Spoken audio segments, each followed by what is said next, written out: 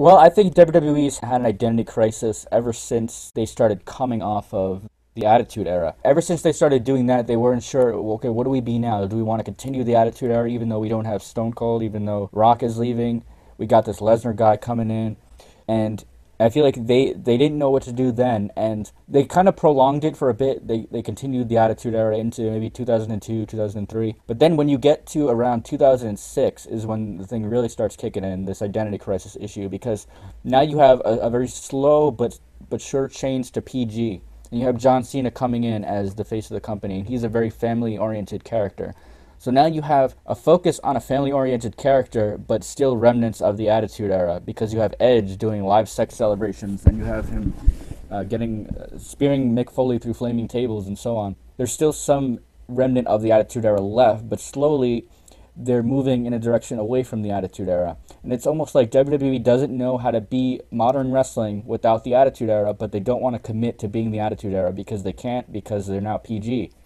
And so they have these gimmick matches where it's almost like they're useless, because if you have a TLC match, if you have a hardcore match, if you have a no DQ match, but you can't hit guys in the head with chairs, which is completely understandable. If you can't blade, which is completely understandable, then why even have those matches? Because at this point they don't serve any function.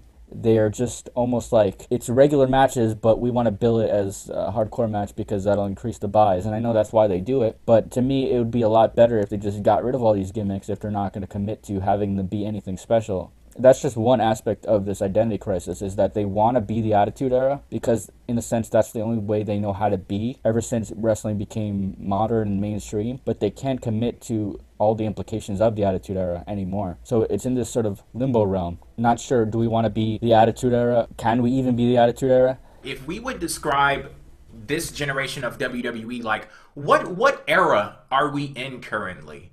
And I know some people are going to say we're in the reality era, but my thing about that is, do you say we're in the reality era because that is reflected up and down the card on WWE TV, or do you say we're in the reality era because CM Punk has told you we're in the reality era before, or Triple H has told you we're in the reality era? Because when I look back at the Attitude Era, you can see attitude on the card from top to bottom. You could see Stone Cold Steve Austin. You could see DX. You could see, hell, The Rock had a little bit of attitude to him. You could see Val Venus and then Sable and a lot of the other divas that you had on the show. But now we're all over the place. Like, I think that one issue that WWE has, they don't have a definition as to who they are. They don't have really an identity that you could see reverberated throughout the card. Like I was talking about with the Attitude Era, you had attitude and you had different variations. Like all of those different gimmicks that I named, they weren't the same at all. You had distinctive characters that you can build around with this one idea. And I think that WWE lacking an identity in the year 2015, that's one thing that has greatly affected them and their ability to effectively build characters and tell stories. Yeah. The reality era thing is, to me, the second part of the identity crisis issue, because it's almost like we are getting into an identity, but still it's the same problem with the Attitude Era. They don't want to commit. There is an element of reality era in this. Ever since Punk's pipe bomb, there have been on and off reality era things, such as every time CM Punk did a feud, essentially. And then they had the Daniel Bryan feud, where they brought in the fact that Vince McMahon doesn't like to push him because he's too small, and that was another reality era type feud. You've had other reality based feuds since then, but for the most part they don't want to commit to this because only very once in a while do you have anything based in reality. And of course you have things that violate kayfabe all the time, and to me I think you can't have a reality era unless you commit to maintaining kayfabe, and the network breaks it all the time. Austin's podcast breaks it all the time. Jericho's podcast, every other wrestling podcast out there. And I'm not. It's not like I'm saying that you can't do that anymore. But I feel like for a reality era to really go through, you need everyone to play along. We all know that it's not real, but I think what a reality era is that people want to get invested and they want to play along, and they want the lines between reality and the world of wrestling to be blurred. And for that to happen, I think you need a return to kayfabe. Obviously, you don't have to keep it 24/7, but I wouldn't mind if interviews were done in kayfabe. I wouldn't mind if Rusev gave a kayfabe interview with a mainstream news reporter, or. But you do understand how a lot of people have issue with that, though, right? Yeah, sure. I get it, but I mean, like, the appeal of wrestling to me, and I think a lot of people would agree with this, even if they don't know it consciously, is that they want to play pretend, and it's disorienting seeing characters like Bray Wyatt do podcasts in which he breaks his character, and then you see him on TV. It's like, well, I can't take the character seriously because my brain knows that he's just Mike Rotunda, is that his name, playing a character, and he'll go on and tell you that.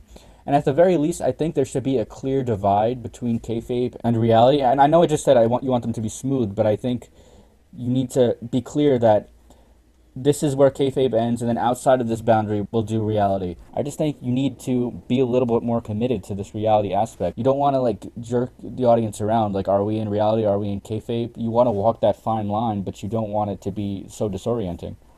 Yeah, I think the biggest issue is that there's no kind of consistency in WWE when it comes to their identity, because when it comes to the reality era, like you talked about, they only bring it up when it's convenient for whatever story that they want to tell at a certain time. So it's not as if you can see it in multiple stories at one time, one every few months or every year or so. Like, can anyone honestly sit here and say they see the reality era reverberating through the entire product? Me watching WWE for as long as I have and watching nearly every single episode of Monday Night Raw over the past few years, I can't honestly sit here and say that there's been that level of consistency. Or maybe it's just a different type of reality than we think, because hell, as much as they're talking about Total Divas and the Divas division, is that the reality they're talking about? Is that the reality era that we are in right now? Because if that's it, then shit, you can take that. I don't want that. But yeah, like, if I was to describe this era, I would say this is the Attitude Era without the attitude, because you see things like Dean Ambrose versus Seth Rollins, their Hell in a Cell match. Remember when they attempted to replicate the spot from the Undertaker and Mick Foley, their Hell in a Cell match, but they weren't at the top of the cell. They were on the side of the wall of the cell. And then while they were preparing to drop, you could see the announcers and the referees clearing stuff off of the announcers table because, oh shit, they're about to drop. And we want it to look like it hurts, but we got to make sure that they actually don't get hurt. So we got to move this stuff out of the way. Then you get stuff like an Inferno match or the Ring of Fire match with Kane and Bray Wyatt. The very second somebody gets a little fire on them, you're spraying it out already. Then there's so many other examples of this where they've taken these gimmick matches and things and they've created sanitized, bastardized versions of them to where the hook to get you into the show is, oh shit, remember Edge and Christian and the Dudley Boys and the Hardy Boys TLC? Well, we're having another TLC match here. And then you don't get that same level of brutality in that match. Then they have Hell in a Cell. Oh, do you remember the Undertaker and Mankind? Do you remember all of the crazy things that happened in Hell in a Cell? They give you a Hell in a Cell and they don't give you that same level of hype or excitement when everything is said and done in the match. So that's why I call it the Attitude Era without the attitude, because they're still attempting to give you those things, but they're not following through with the reason why you were anticipating them in the first place. And you do have to sit here and wonder, what's the point?